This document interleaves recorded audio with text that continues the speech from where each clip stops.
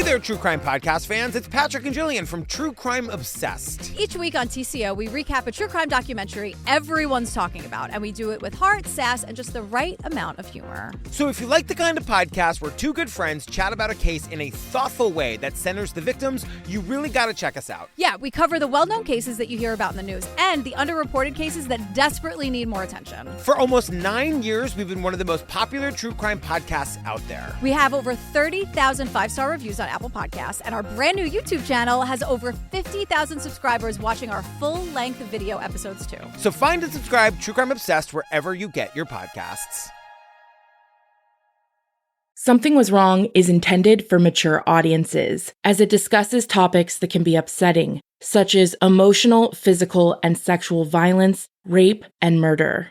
Content warnings for each episode and confidential resources for survivors can be found in the episode notes. Some survivor names have been changed for anonymity purposes. Pseudonyms are given to minors in these stories for their privacy and protection.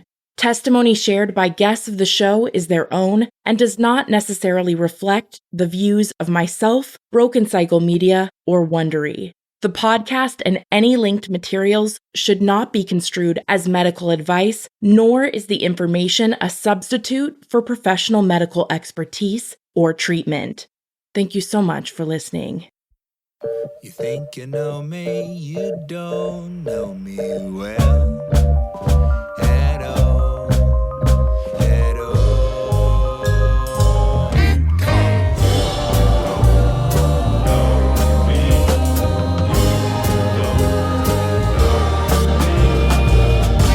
don't know anybody till you talk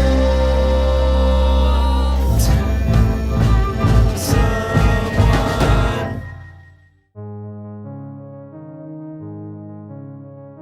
Hi, I'm Rachael. I've been listening to Something Was Wrong since 2020. Never did I think that I would be submitting a story to the podcast until one day everything blew up with one of my friends named Josh. We went to the same middle school. We went to the same high school for just 1 year. I changed high schools. I knew who he was vaguely in middle school and high school. We weren't friends at that point. And then in college, I ended up reconnecting with a number of people from my first high school, which was East Lansing High School. And that was a group of friends that Josh was a large part of too. So that is how we originally met.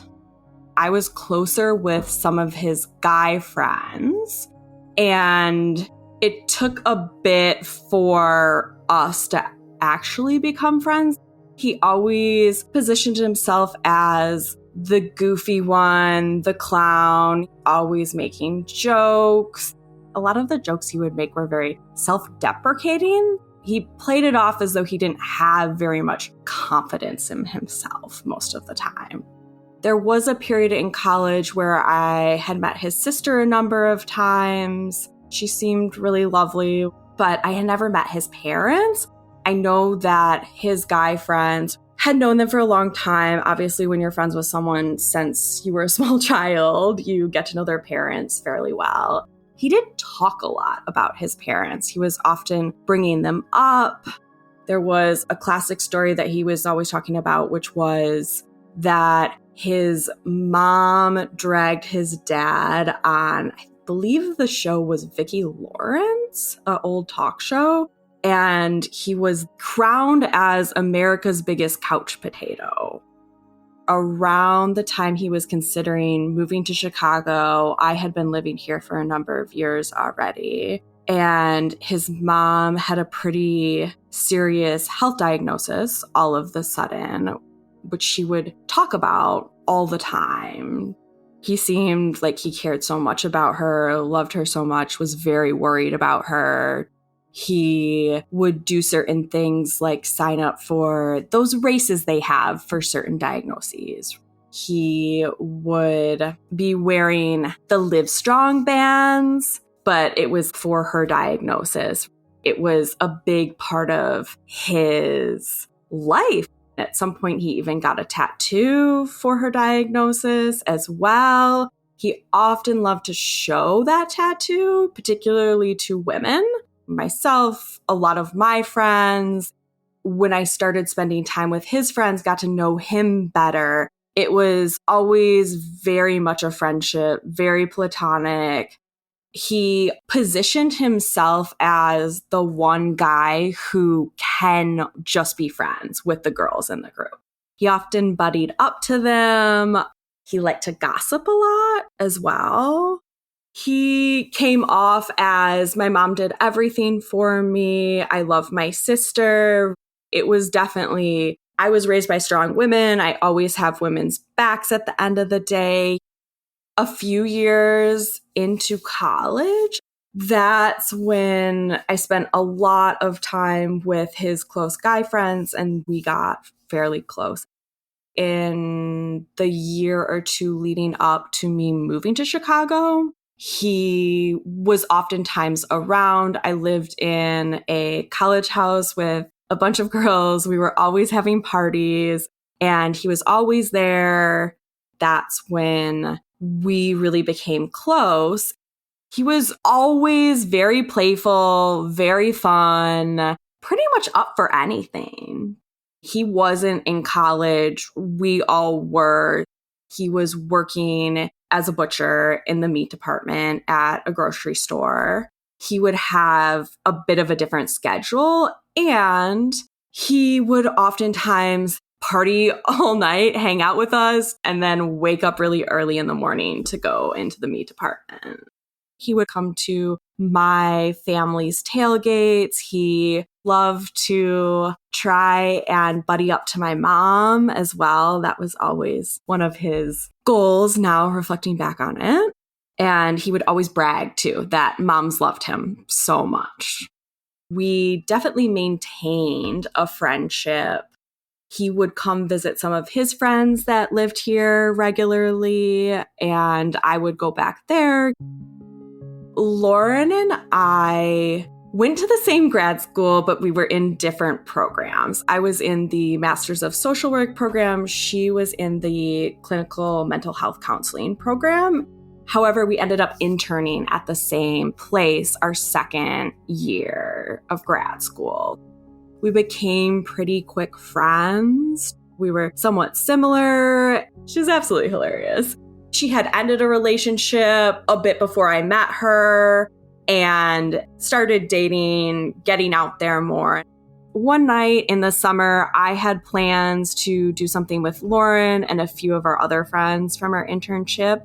And some of my guy friends from home, including Josh, were in town hanging out with some of the same group of guy friends that lived in Chicago. Josh called me and he was like, "What are you doing? Let's hang out." I said, "Okay, meet us at this bar. This is where we're going." He showed up maybe 15 minutes after we got to the bar.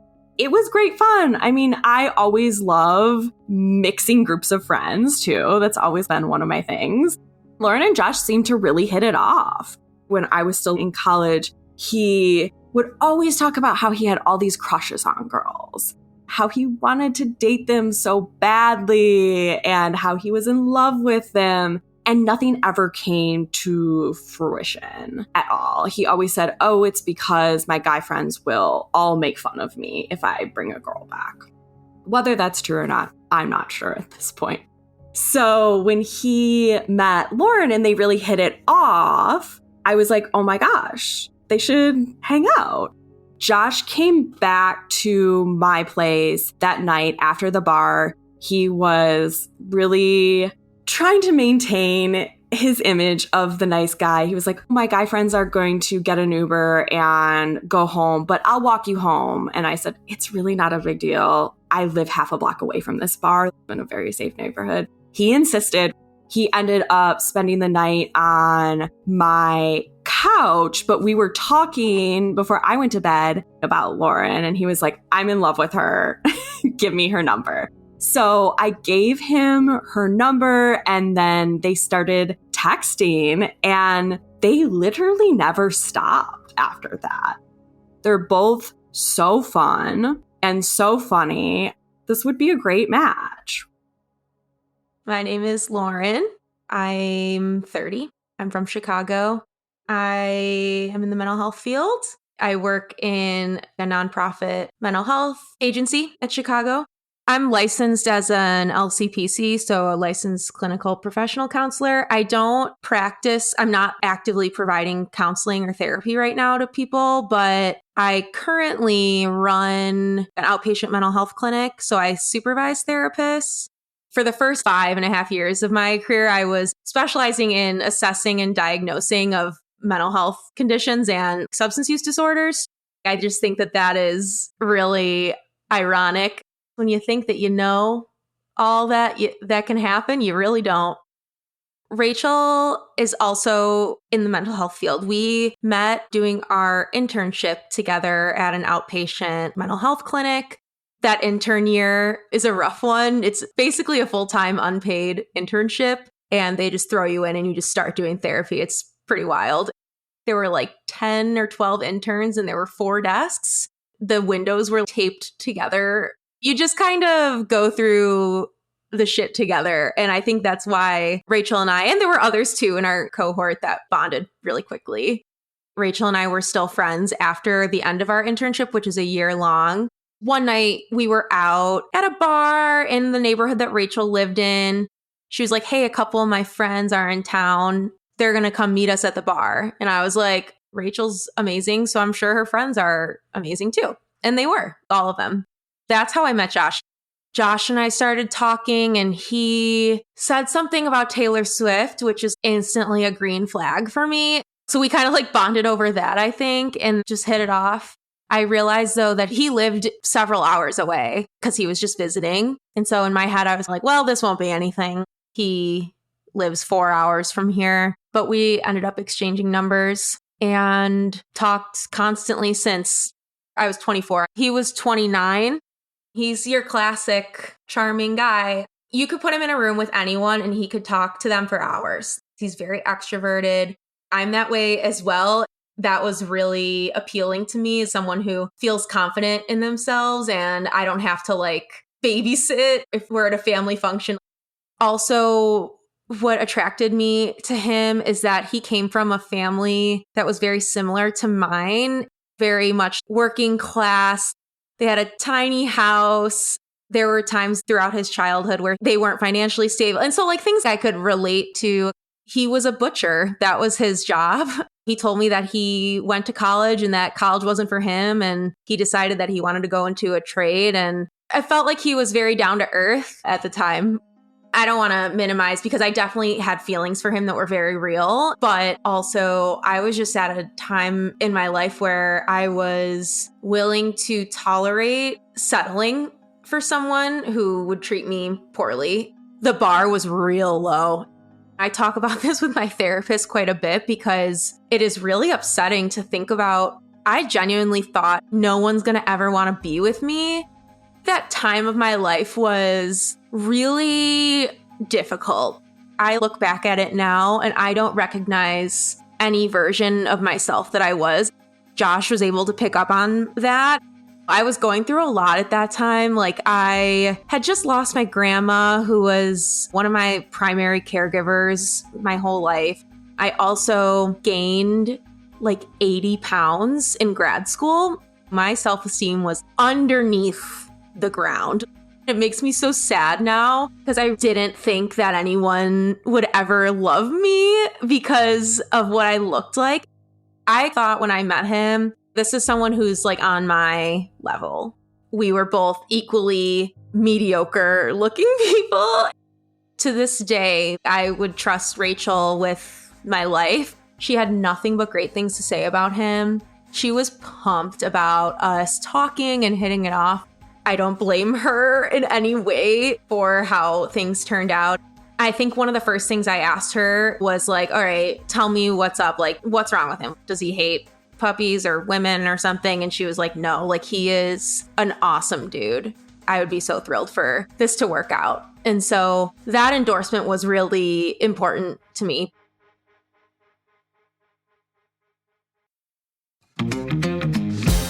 there, true crime podcast fans. It's Patrick and Jillian from True Crime Obsessed. Each week on TCO, we recap a true crime documentary everyone's talking about, and we do it with heart, sass, and just the right amount of humor. So if you like the kind of podcast where two good friends chat about a case in a thoughtful way that centers the victims, you really gotta check us out. Yeah, we cover the well-known cases that you hear about in the news and the underreported cases that desperately need more attention. For almost 9 years, we've been one of the most popular true crime podcasts out there. We have over 30,000 five-star reviews on Apple Podcasts, and our brand new YouTube channel has over 50,000 subscribers watching our full-length video episodes too. So find and subscribe True Crime Obsessed wherever you get your podcasts.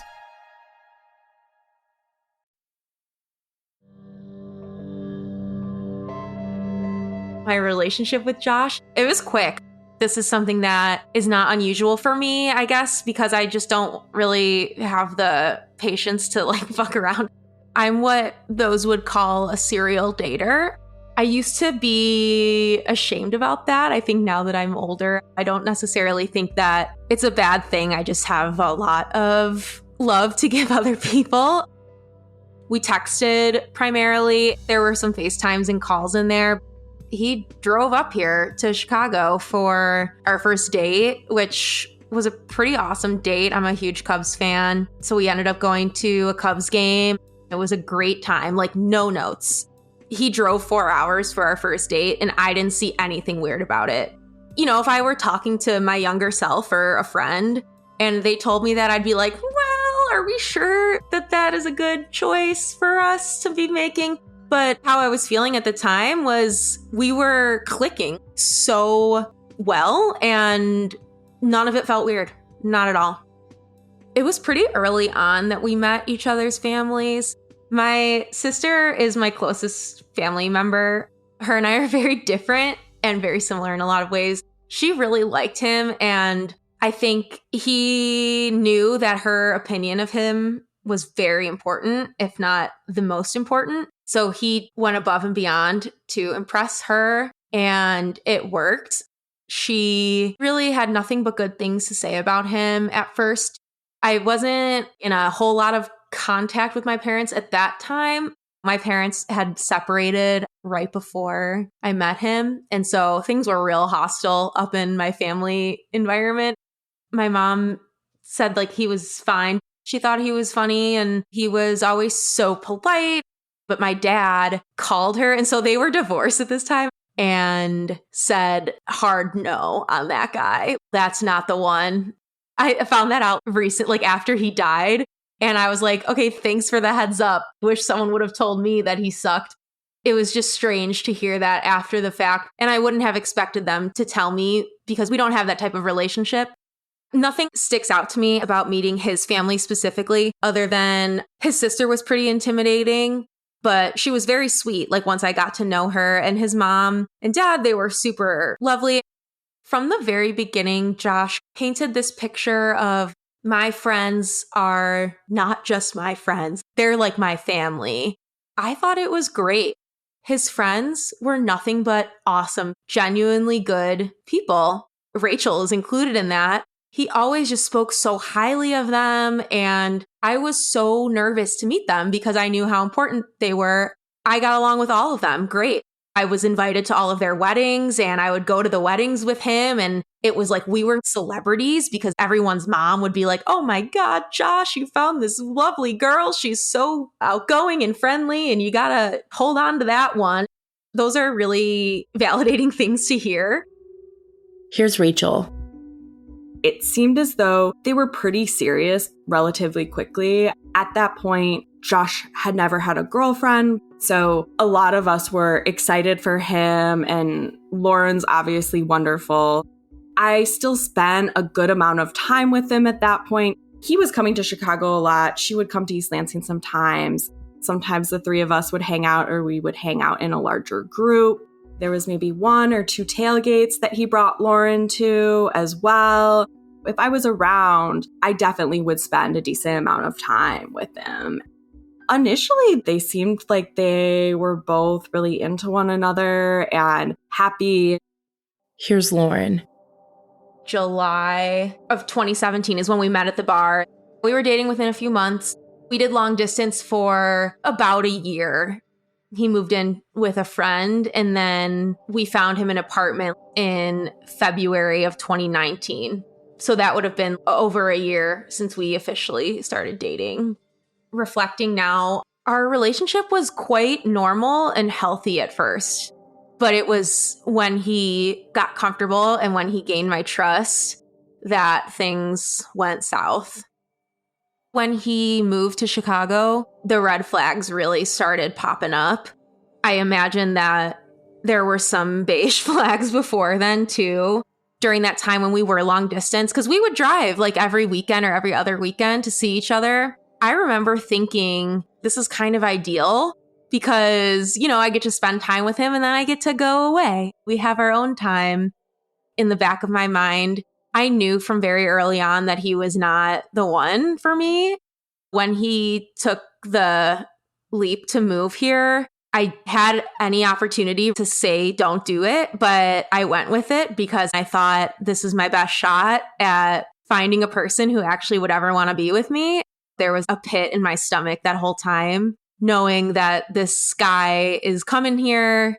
There was always this conversation with friends and family of like, yeah, he's coming here because I live here, but also like he has lots of friends here and he was eventually going to move to Chicago anyway. When we were long distance, I didn't really see who he was as a person because you're only seeing the weekend version of them. He was living in a house with a roommate in Michigan at that time, and I would spend the weekend there with them. And I really loved going to see him. I love Michigan. It's beautiful there. It was really nice to get out of the city. When he moved to Chicago, I could see things more clearly. He's very immature and very manipulative, and all those things started coming out. I think that he kind of waited until he moved here because he knew how guilty I would feel if I broke up with him after he moved all the way here for me. It was tumultuous and stressful. I was realizing that we were incompatible in many ways. We weren't very enmeshed, but we would fight constantly. I was working a new job. He worked weird hours. His shift would sometimes start at like 4 a.m. So he would need to go to bed at like 7.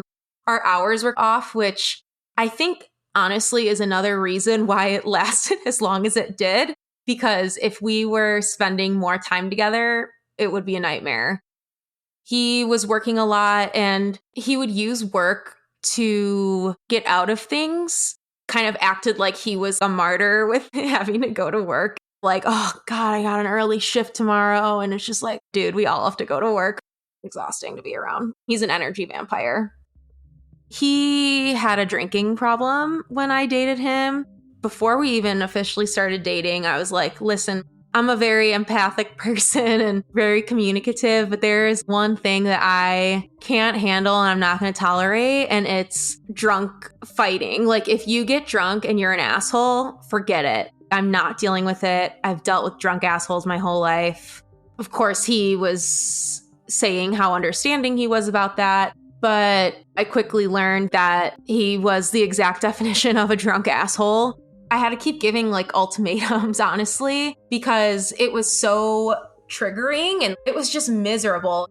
We're in our 20s and we're in Chicago drinking and going out. That was what our social scene was. So a lot of our social events like involved drinking, and he just couldn't manage it. He would black out. He would actually throw like temper tantrums. A friend of mine who I had a very small stint of like a romantic relationship with before I met Josh, he would just constantly bring him up and be so belligerently drunk that you couldn't reason with him, or there was no logic that could bring him back to reality. That friend who I referred to, it was just easier for me to stop talking to him. I am ashamed to admit that I had to tell this friend, it's easier if we just don't stay in touch because you're the number one source of my fights with my boyfriend. And my friend was very understanding. He wasn't trying to make waves, and we have since become friends again and are close again. But it's just so strange to think that I would even stop talking to a friend because of the jealousy of Josh. It was my sister's birthday. It was actually like right after he and I met, so pretty early to even be bringing him around. But I did, and he got so drunk and he started accusing me of looking at other guys, which, to be clear, my sister is married to a woman and most of the people at that party were gay and significantly older than me. He started making a scene. That night, he was going to stay with me at my apartment, and he refused to get out of the Uber and started walking around my neighborhood. It wasn't the best area that I was living in at that time either, and wouldn't answer the phone, and I would just be up worried sick all night about him. It was just these repeated behaviors of getting drunk, accusing me of cheating on him, accusing me of looking at other guys or not caring about him enough. It was just a lot of pressure to be with him. It just was so much work. This type of thing still bothers me. When people get blacked out drunk and behave in a way and then they don't remember it the next day, we have to live with the memory of what happened and how you acted, but you just get a pass then because you don't remember it. It is this way to avoid taking responsibility. And he certainly took advantage of that. Countless times he would treat me like shit and then not be able to remember anything that happened.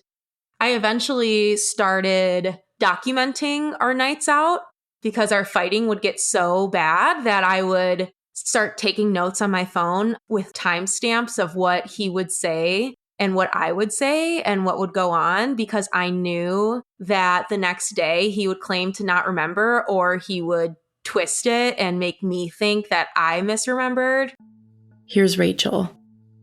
One night, Lauren and I went out with other friends. Somehow Lauren and I ended up in an Uber together, just the two of us talking, and she had disclosed to me how he had been acting when he was very drunk and that he was being really, really mean to her, which was interesting to hear for me because part of me thought he doesn't act like that. It wasn't that I didn't believe Lauren. I completely believed her 100%. Just I hadn't seen that side of Josh. As I started thinking about it more, I was thinking, well, yeah, he does get very, very intoxicated at times. And I did remember, yeah, there were a few times early on when I first met him that he would say some mean things when he was drunk.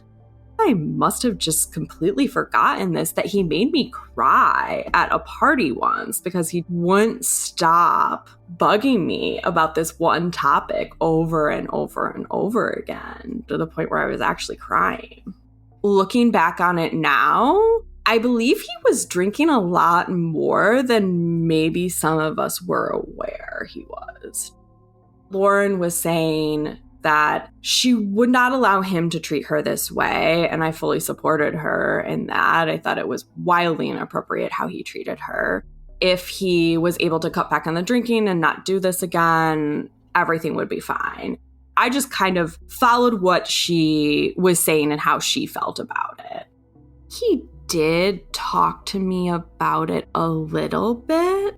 However, how he was talking about it was more along the lines of, we were both drunk and we got in an argument. There was no accountability. There was no acknowledgement whatsoever of the severity of the situation.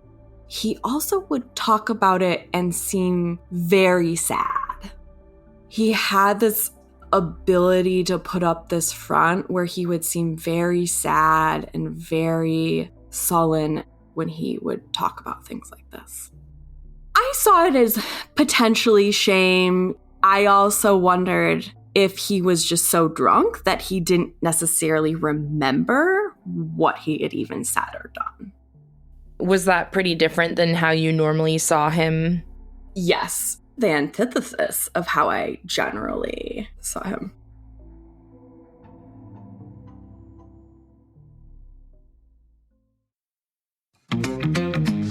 Hey there, there, true crime podcast fans. It's Patrick and Jillian from True Crime Obsessed. Each week on TCO, we recap a true crime documentary everyone's talking about, and we do it with heart, sass, and just the right amount of humor. So if you like the kind of podcast where two good friends chat about a case in a thoughtful way that centers the victims, you really got to check us out. Yeah, we cover the well-known cases that you hear about in the news and the underreported cases that desperately need more attention. For almost 9 years, we've been one of the most popular true crime podcasts out there. We have over 30,000 five-star reviews on Apple Podcasts, and our brand new YouTube channel has over 50,000 subscribers watching our full-length video episodes too. So find and subscribe True Crime Obsessed wherever you get your podcasts.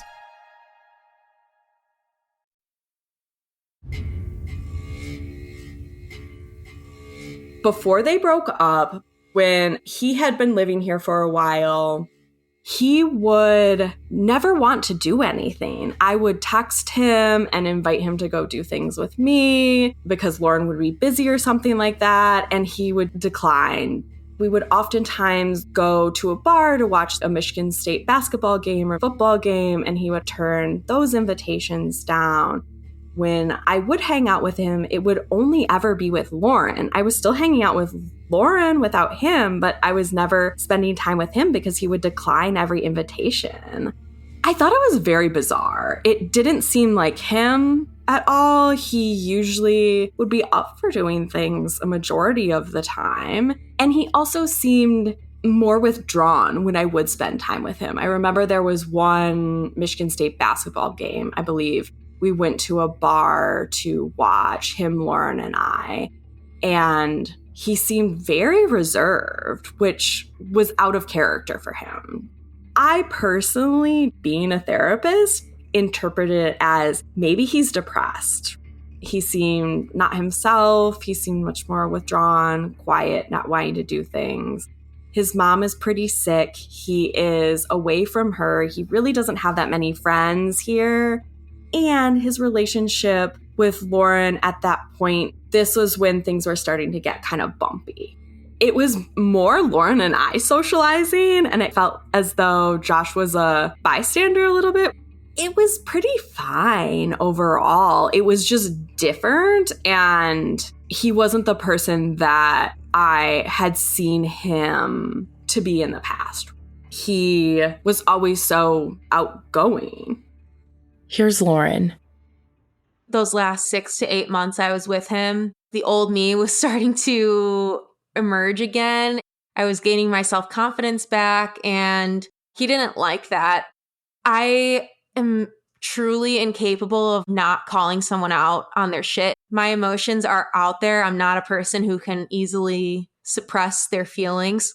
I would just constantly be like, the way that you talk to me is fucked up and not okay, and you need to fucking do something about it, because I'm not going to sit here and listen to you talk to me like that. That's kind of when he would really start to use like manipulation, and would often use having depression as an excuse. If I tried to confront him about something, it was constantly like, well, you're constantly nagging me and you're trying to make me feel bad. You know, I'm depressed. And then I would end up apologizing.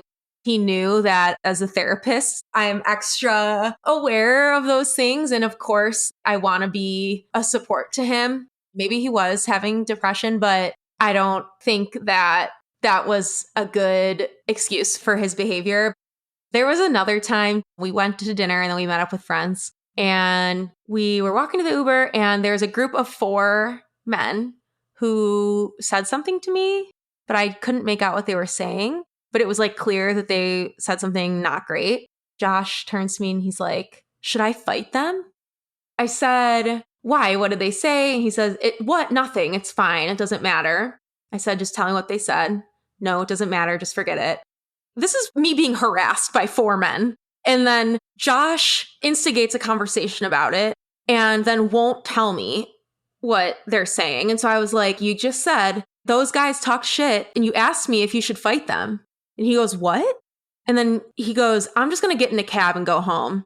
And then he gets in a cab, throws all of the food and bottles of water out of the cab onto the street. And then he gets out of the cab, starts screaming at me. And then he goes, wait, what are we fighting about? It's like he Googled how to gaslight someone. He was straight up pretending that he had like amnesia. It worked so often because he would be like, wait, why are you mad again? What are we talking about? And I'd be like, do you have a head injury? Like, I don't understand. He would do it to confuse me and to throw me off. It was just constant stuff like that. What really pisses me off even more is there are people with mental illness and horrible life experiences who know how to behave appropriately. It's just so clear that he does things intentionally. It was just even so apparent to me at that time when I was so young and not as experienced with these things. He was trying to isolate me and he was trying to control me. He would get really angry if I didn't text him where I was or who I was with, if I didn't respond in a timely fashion, and like pick fights about that. We used to go to trivia with some of my friends from work. Earlier that day, my friend from work invited me and Josh to her birthday party, which was like in a couple of weeks. At the trivia night, she was just trying to be friendly and make conversation. She was like, Josh, did Lauren tell you about my birthday? Like, are you guys going to come? And he got so mad. It was instantly so uncomfortable. The tone just shifted. We all felt it. Suddenly it was like, God, let's get to the end of this game so we can all go home because it was just uncomfortable. And so I was like, hey man, what was that about? Is everything okay? Are you good? And he was like, no, yeah, it's fine. And this is a repeated thing he would do. It'd be like, I'm fine. And I'd be like, okay, but you're clearly not. Your whole body language has changed. Like your tone of voice has changed. You haven't made eye contact with me. You've been short. You haven't spoken to anyone. You've been on your phone the whole time. Clear things that we all can pick up on, these social cues that someone is not having a good time or someone is upset. Hours would go by and he'd be like, I'm fine. And then I would start thinking like, why do I always think that he's mad? What is wrong with me? Thinking that he's constantly upset. Am I projecting something? The gaslighting would work. I'd be like, I need to ease up or I'm overreacting. And then suddenly, as soon as I would feel like that, he would unravel and it would just be like resentment coming out. And it would be like, you didn't tell me about this party. You never invite me or never want to include me in things. And I'm like, what?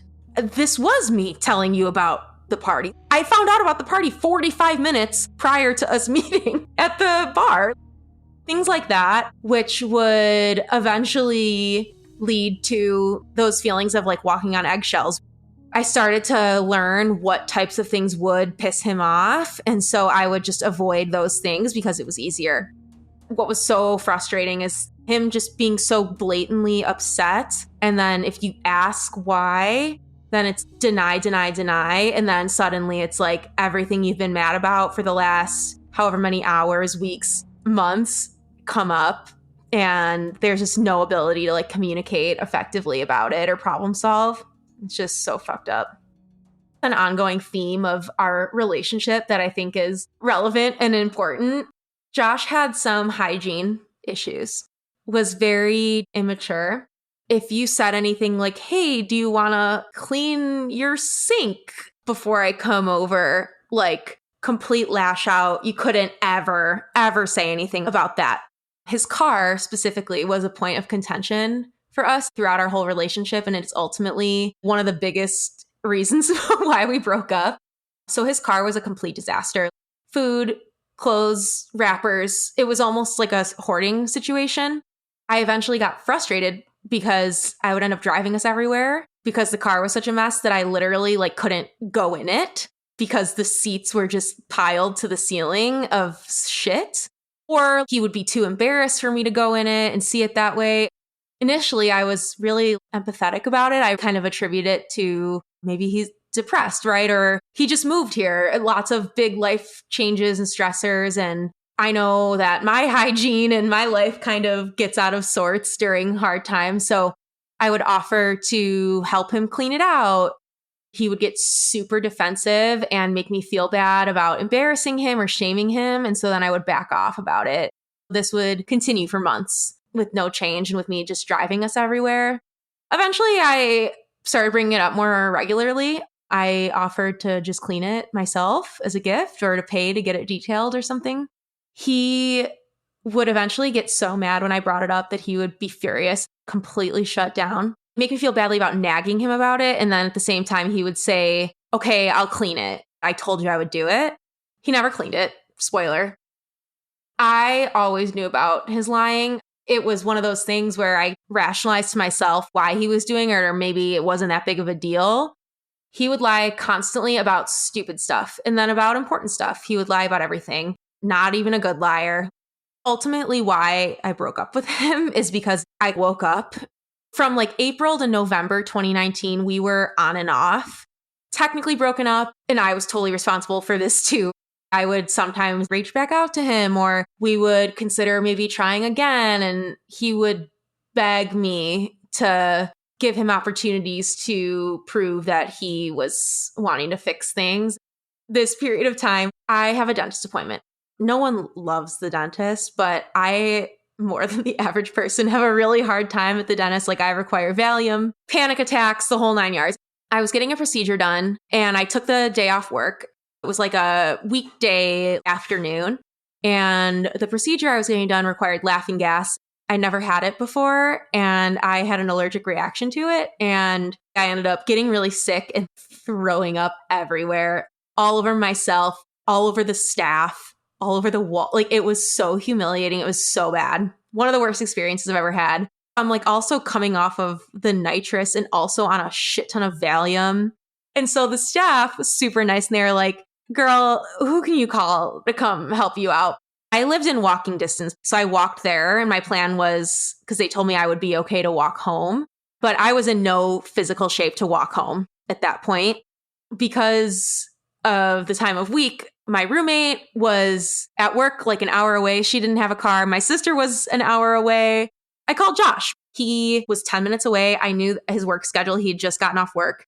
So I call him like, hey man, I really need you to help me out. I'm at the dentist and I really need a ride home and some clothes. Can you please do that? And he's like, some sort of war hero comes walking in with these clothes, and the staff are like, what a sweet guy. And he's loving it. And I'm covered in my own vomit. We leave and I'm like so relieved to get out of there because I just need to go home. We go to leave and I'm like, all right, where is your car? And he's like, oh, my car is in the shop. I had to Uber here. I instantly knew he was lying. I was like, that doesn't make sense. How did you get to work? How did you get home from work today? He's like, something's wrong with it. He's kind of guiding me to walk down the opposite side of the street that wouldn't make sense for me to go. And I look and I see his car down the street. He has a very specific license plate. He has one of those customized ones. It was definitely his car. There's no arguing about it. I was like, Josh, is that your car? And he's like, no, it's not. I'm like, okay, but I'm looking at it right now. Don't try to tell me that that's not your car. And then went ballistic on me, screaming at me in the middle of the street. And I was like, is this because you still haven't cleaned out your car? It's been like over a year. He is just going batshit crazy, accusing me of nagging him, how he didn't have to come and get me, how he was doing me a favor. He's exhausted. And then he wouldn't drive me home. And I was like, are you fucking kidding me? Like, this is exactly why this isn't going to work. Because, like, I can't rely on you. The laughing gas thankfully wore off pretty shortly after. But I was definitely on Valium. And I was in horrible pain. I was covered in vomit and blood and sobbing. Just had one of the worst experiences of my life. And this man wouldn't even drive me 4 blocks to my apartment. He did that another time, too. I was in the hospital once and he told me and my roommate that he would drive me home. I specifically told my mom and sister like they didn't need to come up because Josh would come after work and drive me home. I wasn't in for anything serious. I just had like a really bad case of the flu and I needed fluids. He did the same thing. He showed up and we're walking out and he's waving to the staff as if he's just saved my life. And then I'm like, where's your car? And he's like, it's not here. I Ubered here. It just blew my mind. If it were him, I would have left work, been to the hospital, brought him Gatorade, taken off work the next day, gotten him up to his apartment. I had to call an Uber for myself, and I almost passed out on the stairs walking up to my apartment because he refused to do it. It's so embarrassing for me to even tell that story because I stayed with him after that. He tried to get me to feel that he was so embarrassed. He had a car that was unusable. Like, I couldn't get into it. He didn't want me to say anything about it because he knew that he would have to acknowledged like, yeah, I still didn't get it cleaned. At that point, I had 103 fever. I was fully on another planet. I would have gotten into anyone's car and gone home. I just needed so badly to like get to my bed. And it was some sort of like pride thing and feeling inadequate. He didn't like when he wasn't the center of attention. And that was really a problem for him. It was constantly in these types of moments with the dentist in the hospital. It was like, well, I have to work so early. I know you have to work early, but I'm also unwell and need you. It was just wild.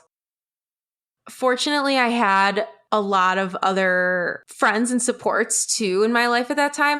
I didn't really want to put Rachael in the middle of it, but there were certainly times where he would start fights in front of other people and say really jarring, weird things in front of other people. And I would find myself reaching out and like apologizing to Rachael. She'd be like, it's okay, don't worry. But we never really got into it. He broke me, honestly. It was so exhausting to fight with him because we would just go in circles and circles. It got to the point where I was just like, well, I don't have the energy to defend myself or like fight with you anymore. And so I just kind of stopped caring as we were dating for longer and longer. And people would ask like, oh, are you guys going to move in together? And he would bring up marriage. The thought of those things made me want to die inside. I had a little bit of a reality check is when I had to get to a point where I was actually envisioning a future with him because he was older than me and he was feeling a lot of pressure to get married. He was the only one out of his friends who hadn't been married. So he was kind of placing that pressure on me too. The thought of living with this man or spending one more moment with him was too much. It was way too much. And so eventually I had to cut it off. November of 2019 is when I officially cut it off. When we broke up, I texted Rachael that we broke up and that I didn't want her to feel like she was in a weird position, that I totally understood that she would continue to hang out with Josh and like be a support to him. And I wanted her to because I was very, very worried about his well-being when we broke up. I don't think he ever explicitly told me that he was thinking about suicide or that he was unwell or not going to be able to take care of himself. But I had that feeling very strongly. Like I was very concerned also because he doesn't have a lot of supports here. So she was one of his only friends that he had here. In the moment, I probably thought that it was a genuine threat. Now, looking back, it's so clear to me now that that was a manipulation tactic. Here's Rachael. It was in that time where I was really trying to still be a friend to both of them and not take a side. However, I think that's when I started to wonder what's going on here exactly. And I guess I started to think, wow, he really fucked this one up. Why can't you get your act together? It was a tough spot to be in during that period in which Lauren and Josh were very on and off. Josh was also actively on the dating apps and going on dates with other women, which made me incredibly uncomfortable. He was maybe going on a date once every few weeks, once every week.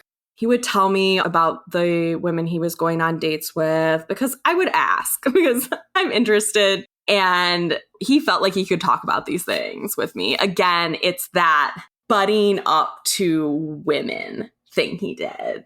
If I talk about my dates and everything, I can kind of be like one of the girls. So we'd oftentimes have conversations about the dates he was going on. And there were a few brief stints with, I think, 2 women where he went on maybe a handful of dates with each of them. I have tried to find these women and I have not been successful. I'm so curious what their perspective was on all of this too. But Lauren was very respectful. She has other friends in Chicago.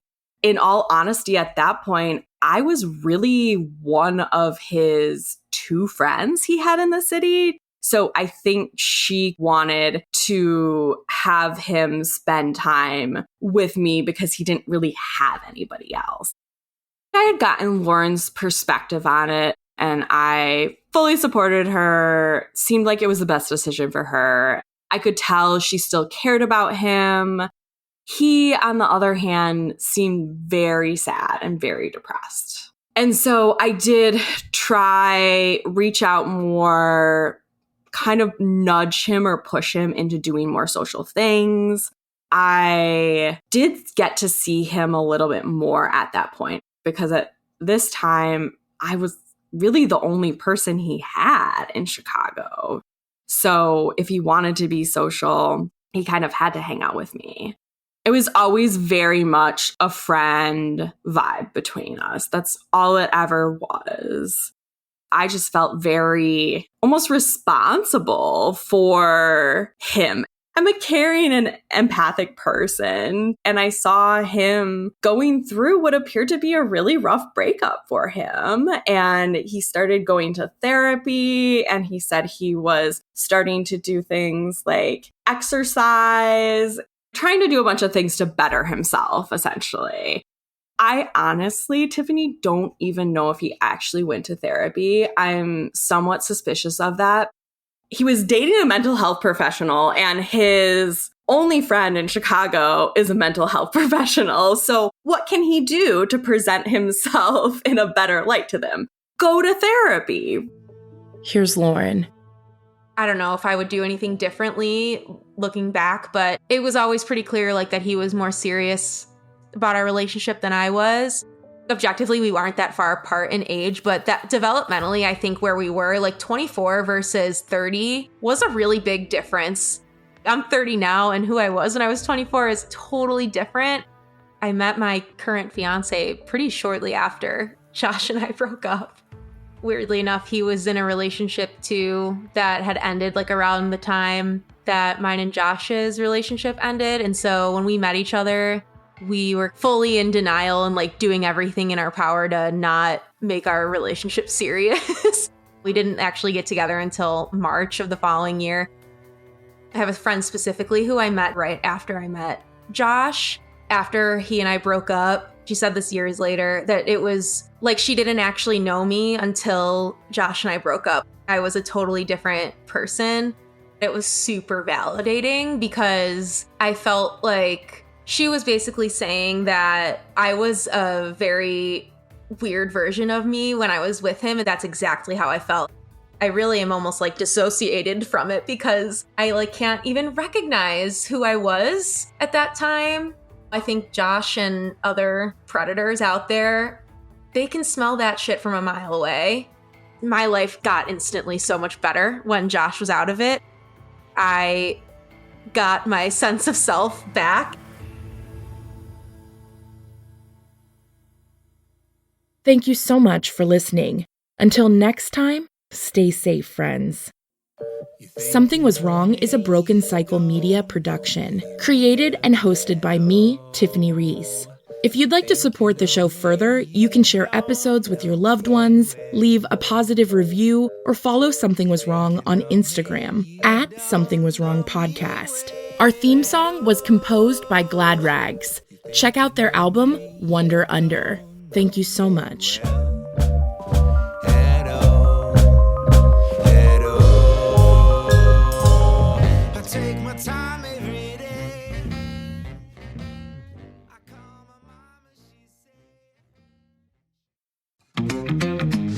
Hey there, True Crime Podcast fans. It's Patrick and Jillian from True Crime Obsessed. Each week on TCO, we recap a true crime documentary everyone's talking about, and we do it with heart, sass, and just the right amount of humor. So if you like the kind of podcast where two good friends chat about a case in a thoughtful way that centers the victims, you really got to check us out. Yeah, we cover the well-known cases that you hear about in the news and the underreported cases that desperately need more attention. For almost 9 years, we've been one of the most popular true crime podcasts out there. We have over 30,000 five-star reviews on Apple Podcasts, and our brand new YouTube channel has over 50,000 subscribers watching our full-length video episodes too. So find and subscribe True Crime Obsessed wherever you get your podcasts.